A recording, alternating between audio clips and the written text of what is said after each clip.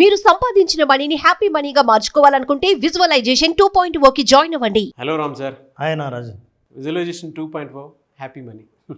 Previous వీడియోలో మీరు మాట్లాడినటువంటి ఒక మాట నాకు చాలా బాగా నచ్చిందన్న.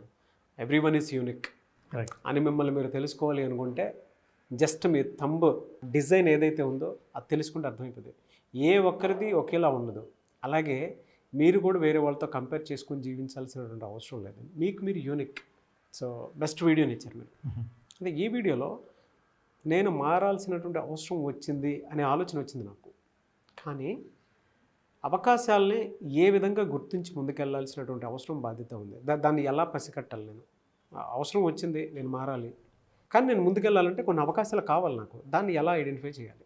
నారాజు, ఈ కాలము పరిస్థితులు అన్నీ ఏదో ఒక రోజు మనిషికి ఒక జర్క్ ఇచ్చి టైం ఫర్ చేంజ్ అని చెప్తాయి. అది నువ్వు చేంజ్ కాకపోతే అల వచ్చి కొట్టుకుపోతుంది అంతే. అదే ఏంటంటే కాలం అనే అల వచ్చి నువ్వు కాలం కలిసిపోతావు అంతే. నామరూపం లేకుండా అయిపోతావు. నామరూపం లేకుండా పోతావు. ఎప్పుడైతే నువ్వు ఇంకా అలా ముయ్యక ముందే టైం ఫర్ చేంజ్ అనే టక్కని అలర్ట్ అయ్యావో, నిజమే నేను మారాలి, ఏదో మారాలి, నా బిజినెస్ ఇంప్రూవ్ అవ్వాలంటే మారాలి, నా కెరీర్ చేంజ్ అవ్వాలంటే మారాలి, నా పాస్ట్ నుంచి బయటపడాలంటే నేను మారాలి, నా నష్టాలు కష్టాలు అప్పులు ఏమన్నా ఉంటే వీటన్నిటి నుంచి బయటపడాలి. టైం ఫర్ చేంజ్ అని నాకు తెలుస్తోంది, కానీ మరి చేంజ్ ఎలా అవ్వాలి? ఎందుకు కాలేకపోతున్నా? నేనేమో రెడీగా ఉన్నా, నేనేమో యాక్సెప్ట్ చేశాను, నేనేమో గుర్తించాను, మరి ఎందుకు కాలేకపోతున్నా అంటే వాటిల్లో ఉన్న ప్రధానమైన reason Naraju, people fail to identify the opportunities. అది ఎలా సార్? అది కరెక్ట్. దరిద్రంలో ఉన్నప్పుడు దాన్ని ఎట్లా గుర్తిస్తాం మనం? కష్టాల్లో ఉన్నప్పుడు, చేంజ్ కావాలన్న కోరిక కలిగినప్పుడు, ఆపర్చునిటీస్ ఉంటే బాగుంటుంది అనిపించినప్పుడు ఆపర్చునిటీస్ కనపడడం లేదు, చుట్టూ ఉంటాయి అయినా మనకు కనపడవు. ఎలా ఆపర్చునిటీస్ని ఎలా చూడాలి? అసలు ఆపర్చునిటీస్ కనపడకపోవడానికి ఒక ప్రధానమైన కారణం ఉంది నారాజు. ఈ ఒక్క ప్రధానమైన కారణాన్ని కనుక హ్యాండిల్ చేస్తే ఆపర్చునిటీస్ కనిపించడం మొదలు పెడతాయి. అదేంటి, ఇక్కడే ఉన్నాను, రోజు చూస్తున్నాను, నాకు తెలియట్లేదే అని మీరే ఆశ్చర్యపోయి ఆపర్చునిటీని గ్రాప్ చేసే పరిస్థితి వస్తుంది. అందులో ముఖ్యంగా చాలామంది ఆపర్చునిటీ అన్నది ఫ్యూచర్, నీకు కనపడకపోవడానికి కారణం నీ దృష్టి ఉండేది బ్యాక్, వెనకాల. ఫర్ ఎగ్జాంపుల్, ఒక బోర్డు ఇట్లా నీకు కనిపిస్తే హోప్ ఏమో భవిష్యత్తులో ఉంది, నువ్వు ఎంతసేపు గతాన్ని గురించి ఏడుస్తా రిగ్రెట్స్లో ఉంటావు. రిగ్రెట్స్ ఈ దారిలో ఉంది, హోప్ ఏమో ఇటువైపు ఉంది. నువ్వు ఇటువైపు ప్రయాణం చేయాలి, కానీ వెనక్కి ప్రయాణం చేస్తే ఎట్లా? వెనక్కి ఎలా ప్రయాణం చేస్తుంటావంటే, ఎందుకు అట్లా జరిగిందా, ఆ నిర్ణయం ఎందుకు తీసుకున్నానా, అనవసరంగా పొరపాటు చేశాను, ఈ కోర్స్ తీసుకోకపోయినా బాగుండేది, ఇక్కడ ఇన్వెస్ట్ చేయకున్నా బాగుండేది, వాళ్ళు వీడిని నమ్మకపోయినా బాగుండేది. ఇవన్నీ న్యాయమే, నిజంగానే జరిగాయి. కానీ నువ్వు ఎప్పుడెప్పుడైతే అట్లా ఆలోచిస్తున్నావో భవిష్యత్తులో అవకాశాలని నువ్వే మూసేస్తున్నావు. చాలామంది చేసే పొరపాటు ఏంటంటే దే హేట్ దేర్ పాస్ట్. నాకొద్దు పాస్ట్, నిజమే, గతం వద్దు, నువ్వు హేట్ చేస్తావే. హేట్ చేయకుండా పాస్ట్ నుంచి ఎలా బయటపడి ఫ్యూచర్లో ఉన్న అవకాశాలని చూస్తావు. Past is the history, future is the mystery, present is the presentation gift. ఈ ప్రజెంట్లో నువ్వు ఉంటే పాస్ట్ నుంచి, హిస్టరీ నుంచి నేను ఏం నేర్చుకొని మిస్టరీని నేను ఛేదించవచ్చు అని ఆలోచించాలి. అలా ఆలోచించడానికి ఒక చిన్న కథ. ఒక అమ్మాయి లైఫ్లో ఫెయిల్ అయిపోయి, ఒక బ్రేకప్ అయిపోయి, కెరీర్ చేంజ్ చేయాలి, ఏం చేయాలో అర్థం కాక ఫుల్ యాంగ్జైటీలో ఉండి, చాలామంది ఇదే పరిస్థితిలో ఉండి ఉంటారు నారాజు. నా బిజినెస్ మార్చాలా, లేదా బిజినెస్లో లాభాలు ఎట్లా సంపాదించాలనుకుంటున్నాను, నేను కెరీర్ మార్చాలా, ఏజ్ ఇప్పుడే లేట్ అయిపోయింది, ఏం చేయాలి? ఒక అమ్మాయి ఇట్లాగే బాధపడుతూ ఈ యాంగ్జైటీ నుంచి తట్టుకోలేక వాళ్ళ అమ్మమ్మ వాళ్ళ ఇంటికి వెళ్ళింది. అమ్మమ్మ వాళ్ళ ఇంటికి వెళ్ళి ఆ స్ట్రెస్ని తగ్గించుకుందాం, ఏం చేయాలో ఆలోచిద్దామని, అవకాశాలు అయితే కనిపించట్లేదు, రిలాక్స్ అవుదామని వెళ్ళింది. వెళ్తే వెళ్ళినప్పటి నుంచి ఆ అమ్మాయి ఇలా దిగులుగా కనిపిస్తూ కన్నా. వాళ్ళ అమ్మమ్మ గమనించింది, ఈ పిల్ల నాతో గడపడానికి వచ్చిందే, ఎప్పుడు ఇలా ఉందని వాళ్ళ అమ్మమ్మ కూడా బాధపడడం మొదలుపెట్టింది. సరే, ఒక రోజు ఏం చేసిందంటే, మంచి ఆపర్చునిటీ అని అమ్మాయిని, నీకు ఒకటి చూపించాలని అనుకుంటున్నాను, కింద గ్యారేజ్ ఏరియాలోకి వెళ్దామని. సరే అని ఆ పాప కూడా వచ్చింది. అమ్మాయి వచ్చి వాళ్ళ అమ్మమ్మతో పాటు లోపలికి వెళ్ళింది. వెళ్తే ఒక పాత అల్మరా చూపించింది. ఈ అల్మారా గుర్తుందా అంటే గుర్తుంది, నేను చిన్నప్పుడు ఆడుకునేదాన్ని కదా అని అల్మారా ఓపెన్ చేసి అన్ని బొమ్మలు అన్నీ ఉన్నాయి. నీకేం గుర్తు వస్తుంది అని, అయ్యో నాకు చిన్నప్పుడు బాగా గుర్తుంది, మా అమ్మ నాన్న ఇద్దరు ఎప్పుడైనా ట్రావెల్ చేసినప్పుడు జాబ్ చేస్తున్నప్పుడు బయటికి వెళ్ళినప్పుడు నేను పాత బొమ్మలన్నీ పడేసేదాన్ని. ఎందుకు పడేసేదానివో తెలుసా? పాత బొమ్మల్ని పడేస్తే మా అమ్మ నాన్న ఊరు నుంచి వచ్చేటప్పుడు కొత్త బొమ్మలు తెస్తారు కదా, కొత్త బొమ్మల్ని ఈ అల్మారాలో పెట్టాలంటే నేను పాతవి పడేయాలి అని. మరి బొమ్మలు పాతయని పడేసావే, నీ జ్ఞాపకాలు పాతవి పడేయకుంటే కొత్త జ్ఞాపకాలు కొత్త ఆపర్చునిటీస్ నువ్వు ఎట్లా పెడతావు నువ్వు? బా, ఈ అల్మారాలో బొమ్మలు చూస్తే పాతవి తీసేస్తావు, పనికిరాదని తెలుసు, కానీ కొత్తది వచ్చినా ఇందులో ప్లేస్ కావాలంటే పాతవి తీసేయాల్సిందే అంటూనే అమ్మాయికి ఒక్కసారి జర్క్ వచ్చింది. నిజమే కదా, నేను ఎంతసేపు అది అలా జరిగిందేంటి, ఇది ఇలా జరిగిందేంటి, ఇది జరగకుండా ఉంటే బాగుండేది అని ఆలోచిస్తున్నానే తప్ప నేను అలా కాదు, ఇవన్నీ మర్చిపోదాం, అయిపోయింది, నేను ఫ్యూచర్ రేపు గురించి ఆలోచించాలి, ఆపర్చునిటీస్ ఏంటో చూడాలి. ఆపర్చునిటీస్ని గుడ్డిగా కళ్ళకు గంతలు కట్టేది ఏంటంటే గతం గురించి వగచడం, గతాన్ని గురించి ఆలోచిస్తూ బాధపడే ప్రతి ఒక్కరికి కళ్ళకు గంతలు కట్టినట్టు లెక్క. కళ్ళకు గంతలు కట్టుకొని నువ్వు భవిష్యత్తు చూడాలని అనుకుంటే ఇంపాసిబుల్, ఏ దృశ్యం కనపడదు. కాబట్టి నేర్చుకోవాల్సింది ఆ అమ్మాయి చెప్పే మూడు విషయాలు చెప్పింది. నేను సక్సెస్ అవ్వడానికి ఈ 3 విషయాలు నేను నేర్చుకోవాలని. బహుశా ఈ నేర్చుకునే విషయాలు కూడా మన ప్రేక్షకులు బాగా పనికొస్తాయని నేను అనుకుంటా. Number 1 is that let go the past. గతం పోనివ్వండి, దాన్ని ఏం మీరు ద్వేషించక్కర్లే, కానీ గతం నుంచి బయటపడండి.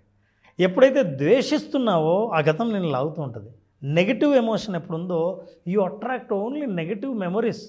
నెగిటివ్ మెమరీస్కు ఫుల్ స్పేస్ ఉంటే మైండ్లో నీకు కొత్త మెమరీస్కి, కొత్త ఆపర్చునిటీస్కి, కొత్త పీపుల్కి, కొత్త రిలేషన్షిప్కి ఎక్కడుంది opportunity? Second, be grateful to the past. అసలు నీదేదో ఒక పాత్ర ఉండింది, నువ్వు ఈ స్థాయిలో ఇక్కడ దాకా రావడానికి నీ పాస్టే ఉపయోగపడింది.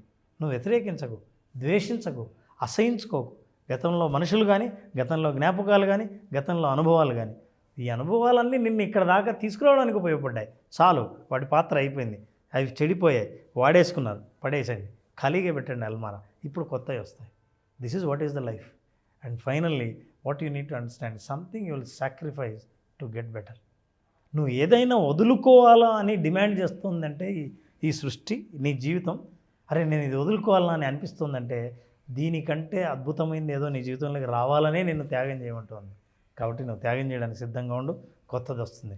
గతాన్ని నుంచి బయటపడు, భవిష్యత్తు అవకాశాలు కనిపించడం మొదలు పెడతాయి. ఎప్పుడైతే కనిపించడం మొదలు పెడతాయో అప్పుడు you will be able to visualise.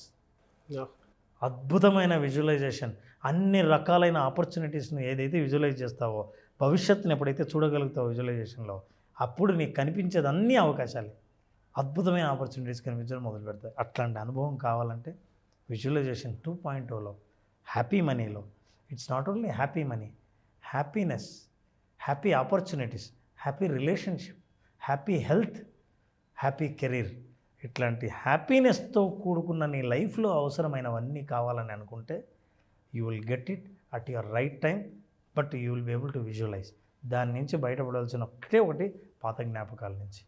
ఈ విషయం నేను తెలుసుకున్న ఎవరైనా సరే, జాయిన్ అయిన వాళ్ళు, ఈ ఒక్కటి రియలైజ్ అయిన వాళ్ళు జాయిన్ అయితే విజువలైజ్ ఈజీగా చేయగలరు. విజువలైజ్ చేసిన వాళ్ళు, చేసిందే వాళ్ళు అనుభవంలోకి తీసుకురాగలరు. Yes, fantastic content.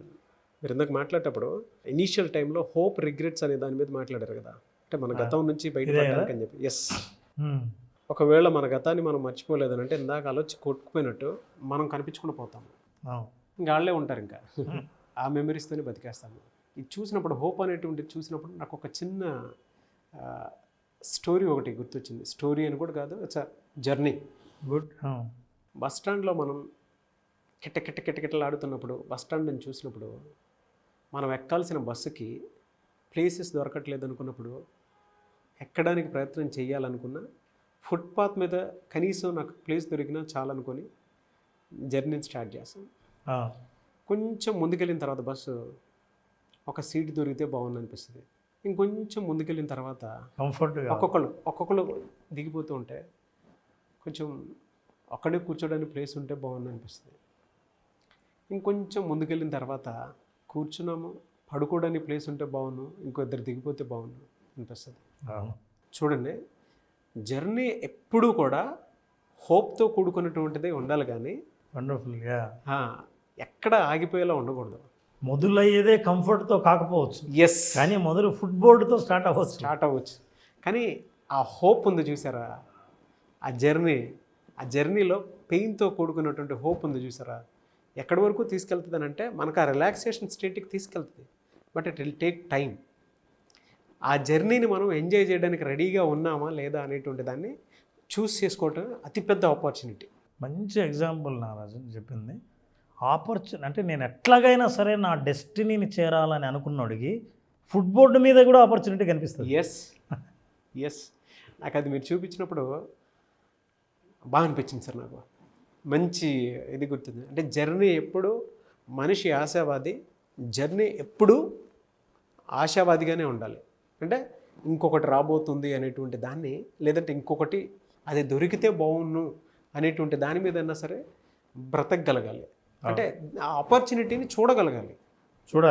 డెఫినెట్గా మనం సర్చింగ్ కోసం వెళ్తా ఉంటే మన కంఫర్ట్ మనకు వచ్చేస్తుంది సార్, అంతే, నో డౌట్. నువ్వు ఏం లేదు, గతాన్ని అన్హుక్ చేసేయాలి.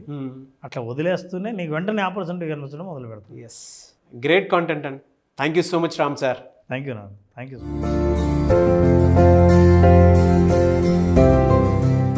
చాలామంది క్లాసెస్ అడుగుతూ ఉన్నారు, ఎప్పుడున్న అవకాశం ఉంటుంది? నారాజు జూలై 12న క్లాస్ స్టార్ట్ చేస్తున్నాం. చాలామంది అడుగుతున్నారు 5 days సెషన్లో. ఈ 5 days సెషన్లో అసలు మనిషి ఏమీ లేని స్థితి నుంచి, ఉన్న స్థితి నుంచి ఉన్నత స్థితికి చేరడం కోసం, ఆర్థికంగా ఉన్నత స్థితికి చేరడం కోసం ఉన్న వనరులను ఎలా ఆలోచించాలి, ఎట్లా మనం ఆర్థికంగా ప్రగతి సాధించాలి, ఆర్థిక స్వాతంత్రాన్ని సాధించాలి తెలుసుకోవాలనుకుంటే విజువలైజేషన్ 2.0 హ్యాపీ మనీని, మీ మనీని హ్యాపీగా మార్చి హ్యాపీ మనీని మీ దగ్గరకు చేర్చే మార్గాలు తెలుసుకోవాలనుకుంటే ఈ ప్రోగ్రామ్ అటెండ్ అయిన వాళ్ళకు ఖచ్చితంగా విజువలైజేషన్ 2.0లో ఎక్స్పీరియన్స్ అవుతారు. జూలై 12th నుంచి బ్యాచ్ స్టార్ట్ అవుతుంది. జాయిన్ అవ్వాలి అనుకున్నటువంటి వాళ్ళు స్క్రీన్ మీద కనిపిస్తున్న నెంబర్కి కాల్ ఆర్ మెసేజ్ వాట్సాప్ చేసి వెంటనే ఎన్రోల్ చేసుకోండి. మీ దగ్గర డబ్బు నిలవాలి అని అంటే దానికి ఒక ఎమోషన్ కావాలి. ఆ పర్ఫెక్ట్ ఎమోషన్ ఏంటి, ఎందుకు నా దగ్గర డబ్బు నిలవట్లేదు, నా బ్రెయిన్ బ్యాంక్ బ్యాలెన్స్ వైపుకి ఎందుకు వెళ్ళట్లేదు అనుకున్నటువంటి వాళ్ళకి సరైన సమాధానం దొరికేటువంటి ఒకే ఒక class visualisation 2.0 happy money. So వెంటనే ఎన్రోల్ చేసుకోండి. Anyways thank you sir, thank you so much Ram గారు. Thank you Ram, thank you so much. Suman టీవీలో మీ పర్సనల్ అండ్ బిజినెస్ ప్రమోషన్స్ కోసం కింది నెంబర్కి కాంటాక్ట్ చేయండి.